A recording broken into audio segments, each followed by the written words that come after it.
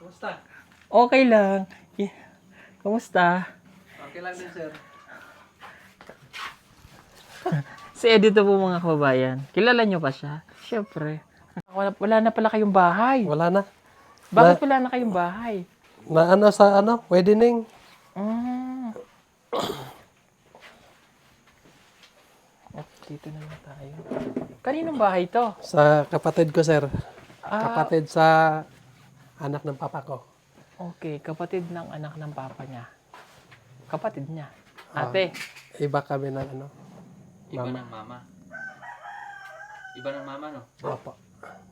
Sa second family, kumbaga. First family. First family, sorry. Sa first family. Okay. Kasi yung bahay po nila Edito ay tinamaan ng road widening. So, giniba. Anong plano mo dun sa bahay niyo? Lagyan ko muna ng lupa. Tapos patatayuan. Nabayaran kayo? Pero nabayaran naman. Magkano binayad? Ano, dalawa kasi ang bahay ko. Doon, nagbayad ng 75. Dalawa. Yung dito, 119. Okay. At least may ipapagawa po sila ng bahay. Pero ang kaso lang ay hindi ko napagawa sa bahay. Bakit? Binili ko ng bunggo. Okay. Ibinili niya po ng truck. Yung parang mini truck yung nakita ko yung puti. Yun. Okay, bakit yun ang binili mo? Kasi, panghanap buhay. Kasi may matitirhan naman. Dito. Mas pinili mo bumili ng hindi yung truck po yun, yung mini truck, yan yung nakikita niyo po sa screen niyo. Kaysa doon sa kasi panghanap buhay. Opo. Pero may pangpapatayo ka naman ng bahay. Meron naman po akong chinso doon. Pwede naman ako mag-chinso.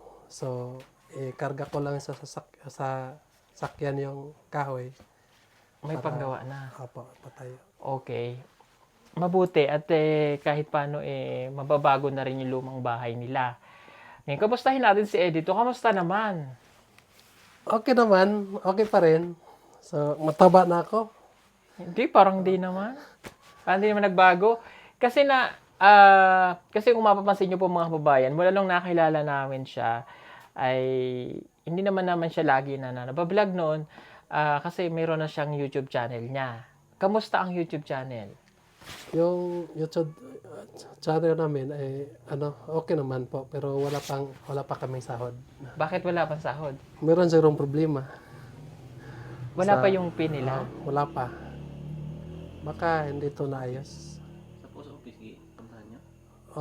Wala pa daw? Wala pa daw. Saan naka-address yung pin? Kanino? Dito.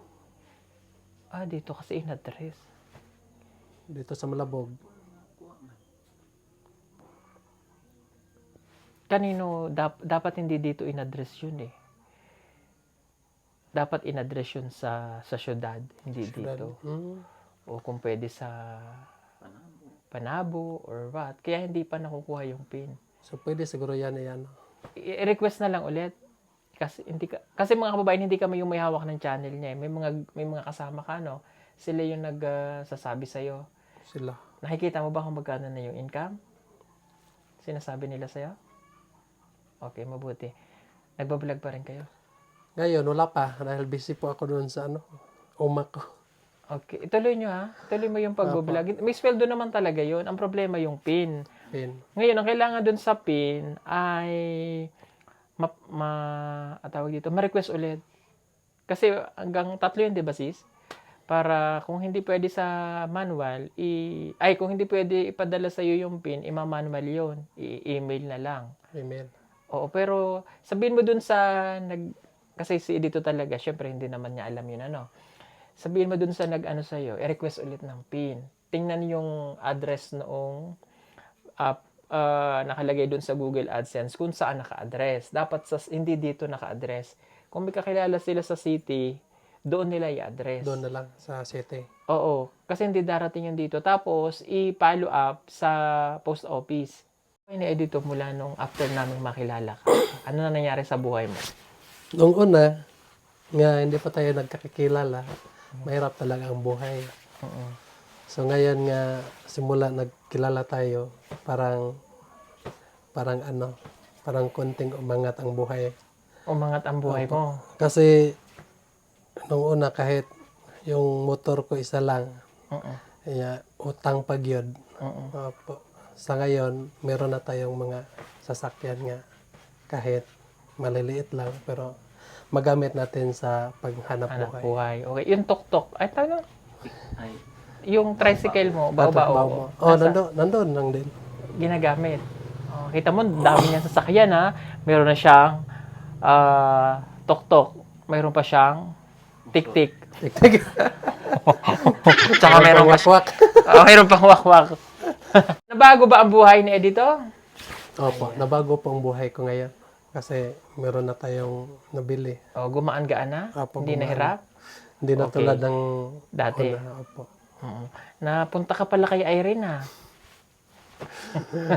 Hindi ako nagsabi sa inyo nga Oo. magpunta ako doon. Okay lang naman. O, napanood ko, tawa lang ako ng tawa. Oh, nag-assume tuloy si Irene. Anyway, so masaya kami dahil nagbago ang buhay mo kahit paano. Hindi na tulad dati, sabi mo nga, ang ano mo lang talaga magsikap at tuloy mo yung pagbo-vlog, although may grupo po sila. Tuloy nyo lang Opo. kasi malaking bagay na naitutulong po ng pagbo-vlog sa kanila. Nagcha-charity naman sila. 'Di ba tumutulong din kayo? Opo, tumutulong din kami pero sa ngayon kasi nabisi talaga ako. Busy sa Sauma kasi mayroon po siyang sinasaka. So, ang sinasaka mo ay nagtatanim ka ng Mais, Mais. mga mais at saka yung mga saging. Dati naalala ko sabi niya sa atin, 'di ba? Umutang siya yung sa maisan, 'di ba? Ngayon ba umutang ka pa din? Ngayon, hindi na. Ah, ba? Meron naman pong yung binigay mo nung una. Yun ang financial. O yun yung pinaikot-ikot. O, 'di ba? Nung una, 1 hektarya pa. Ngayon, 3 na po. Dahil, Wow. Grabe. Yun yung nabago sa buhay ni Edito. Kamusta naman ang simbahan? okay naman po yung simbahan. Mm. Simula nga, di ba nagbigay ka ng wala pa nagamit. Ngayon pa yung panday dumating na naman. Okay. So, matatapos na ba ang simbahan? Medyo hindi pa, dahil wala pa tayong budget sa tires natin sa simbahan. Ano yun? Tiles? Sa tiles na lang, yung wala pa. Okay. ang kanina man ang disulay na niya.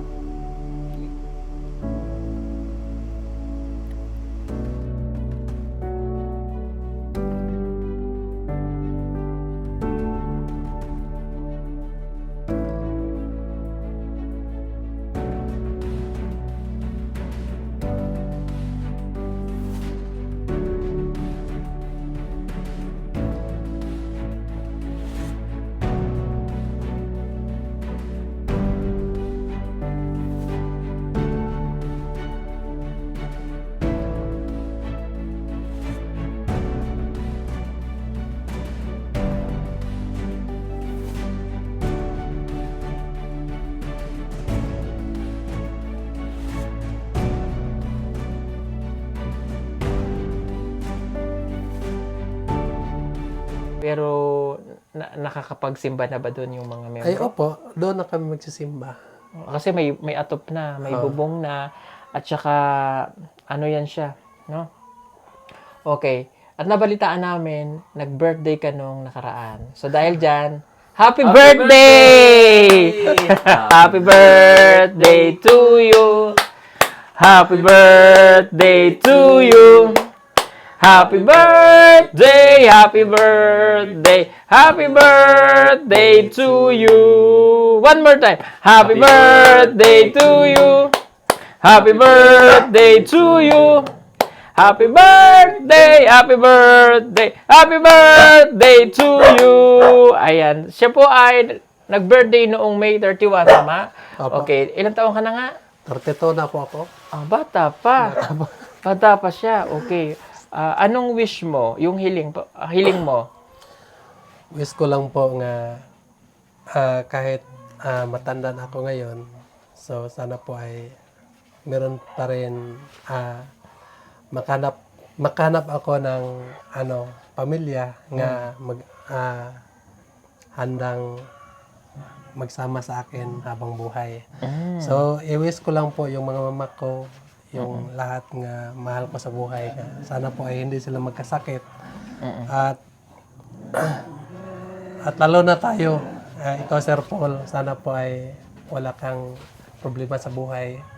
Kasi po ay kapag wala kayo ay hindi po talaga hindi ako makatikim ng ganitong pamumuhay. So malaki talagang nagbabago sa akin sa ngayon at sa una.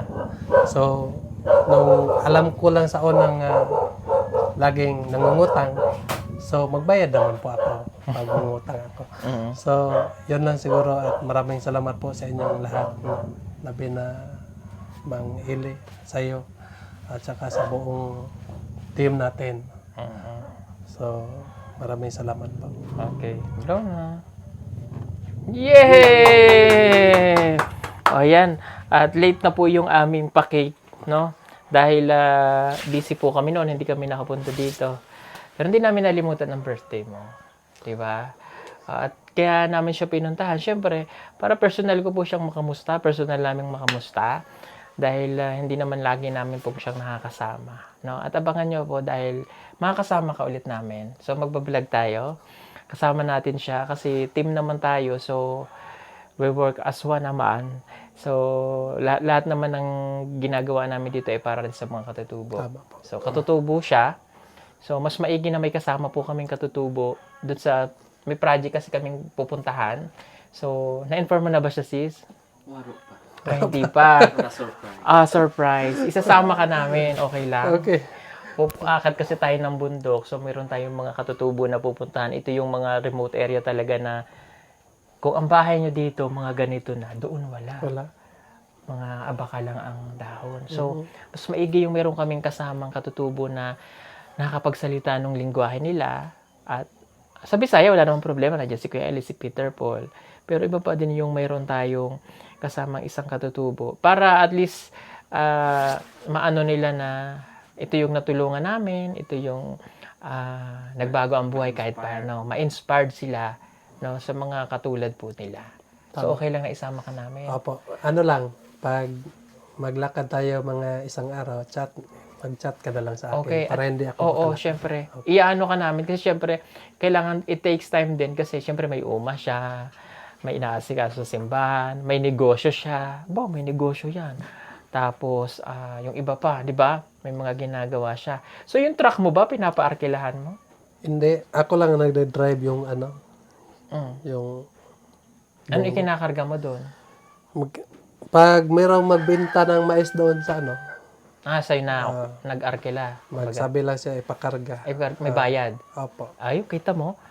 May ano talaga siya, business-minded. So sana lahat ng mga natulungan natin ay katulad din ng mindset ni Edito na importante yung may sustainable na pangkabuhayan. Yung isip niya advance eh. Kung dati nakamotor lang, nagbao-bao, ngayon may truck na, mantakin niyo yun. Alam ko kasi yung lahat nga binigay sa atin ng pera ay pinaghirapan din nila. Ayun. So dapat po ay gamitin natin sa maayos. Tama naman. Para makita din nila nga umanga tayo. So kahit nandoon sila sa malaya, masaya sila dahil nakita nila nga yung pera nga pinadala nila sa atin ay nagamit natin sa Tama. mabuti. At saka sa lahat ng mga katutubo na tinulungan namin, talaga lang siya yung fluent mag-Tagalog. Siya lang talaga yung nagtatagalog na ganyan. So, kaya kampante kami sa kanya dahil nagkakaintindihan tayo, nagkakaunawaan. Hindi mahirap ipaintindi sa kanya yung mga dapat gawin niya. So, again, congratulations. Salamat po. Dahil ikaw ay isa ng ganap na negosyante, dapat sa'yo ay hangaan talaga ng mga katutubo. So marami pong salamat mga kababayan at pasensya ka na ulit sa pagbiglaang pagbisita. Opo. Hindi namin ito ipinaalam sa kanya. So anyway, so thank you so much din po ulit sa lahat po ng nag-sponsor sa kanila from the start, lalo na po sa simbahan nila. So may kunting kulang na lang, so puntahan namin mamaya para at least yung mga miyembro na nanonood sa atin worldwide, makita rin nila na yung simbahan nila ay naipagawa sa tulong po yun ng mga sponsor. At kung may kakulangan, maaaring magbigay pa ulit sila ng tulong para sa church ninyo. Ano? Okay. Sige po, marami pong salamat mga kababayan. Si Edito, Ediwan, Ediwaw. Pero, babalik pa rin kami doon nila Irene siguro. Okay lang ba? Wow! So, may pahabol pa. So, babalik pa. Ang sabi niya, babalik pa. Kung babalik siya kayo naka Irene, okay lang ba? Okay Walang lang ba sa'yo? problema. Oo, kung gusto mo siyang balikan, walang problema. Basta huwag lang kayo magtatanan. Ha? Kasi si Irene ay nag-aaral. Baka mamaya magulat kami, nagtanan na kayo, dito na kayo nakatira. Ha? Hindi naman po kami magtatanan. Gusto ko lang kumustahin siya doon. Ang tanong doon, may girlfriend ka pa ngayon? Sa ngayon ay wala pa. Okay, wala. Hanap-hanap pa tayo sa kilid-kilid. Baka naman sa gilid-gilid. Pwede namang sa gitna. Sa gitna ng bukid, sa gitna ng uma. Diba? Opo. Pero sa akin ay focus muna sa hanap buhay. Ayan, totoo naman yun. At bago kong malimutan, ibigay mo to kay mama mo. Wala lang. Para at least may maibigay ka kay mama. Maraming salamat po. Ayan. Alam ko naman kaya mo na ang sarili mo. No? May datong na to eh. No? Susunod tayo na mangungutang dyan. Ayun. So, walang problema kung pumunta ka kay Irene. Dahil gusto mo siyang ligawan. So, magligawan kayo. Huwag lang kayo papahuli sa amin. Bakit? Bubuya. Mambubuya ka to eh. Baka mamaya magulat ako, tinalian mo na ng baboy doon sa ilalim. Eh. Di ba? Hindi, magkatuwaan lang kami doon. Okay. Magkatuwaan lang. So, tuloy nyo yung pagbablog. So, habang inaantay natin yung pin, okay lang yun. At least volume yung sweldo mo. Pag nakuha mo volume, ang laki. Di ba? Darating naman yung pin. Huwag kang mag-alala, may sweldo talaga yun. Tapos, habang nakasama ka namin, at least mahasa pa yung skills niya sa pagbablog. Pero alam nyo, ang galing niya na. Napapanood ko yung mga vlog mo, ang galing mo na. At matutunan niya pa yung mga sa cellphone kung paano. Yung tama, kasi ngayon may mga kasama po siya. So, don't forget. Mas maganda nga marunong ako maghawak ng para kapag wala po sila, Ikaw na lang. tuloy-tuloy. Tuturuan ka namin. Anyway, marami pong salamat mga kababayan. At don't forget to subscribe. Peking Bombay. Ayan. Marami pong salamat. God bless everyone.